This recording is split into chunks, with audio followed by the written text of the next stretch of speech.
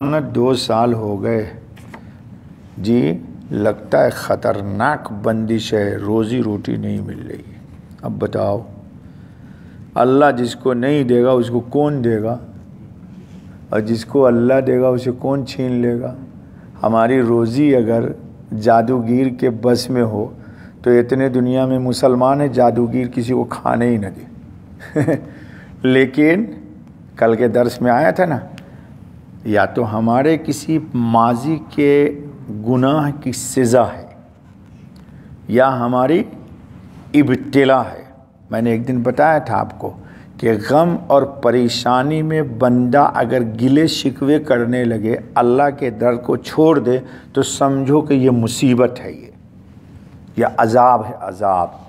لیکن احوال آیا تو بندہ اللہ کی طرف رجوع ہوتا ہے، گر گراتا ہے، بل بلاتا ہے، نماز قطعاً نہیں چھوڑتا، جتنی بلائیں آتی ہے اتنے ہی بل بلاتا ہے اللہ کے سامنے۔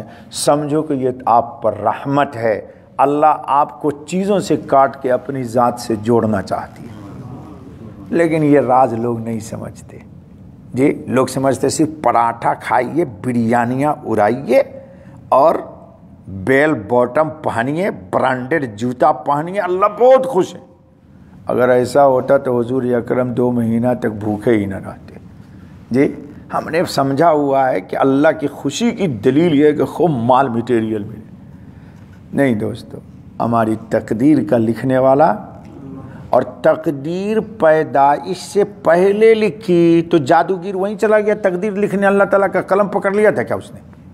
کیا عقیدہ ہو گیا آج کل لوگوں کا، مسلمانوں، جس کو دیکھو مولوی صاحب جہاں ہاتھ ڈالتا ہوں وہی ناکامی ہوتی ہے۔ ارے تمہاری ماں کی پیٹ میں پیدائش سے پہلے اللہ نے تقدیر لکھی، آدم علیہ السلام کی تخلیق سے 50,000 سال پہلے اللہ نے تقدیر لکھ دی ہے۔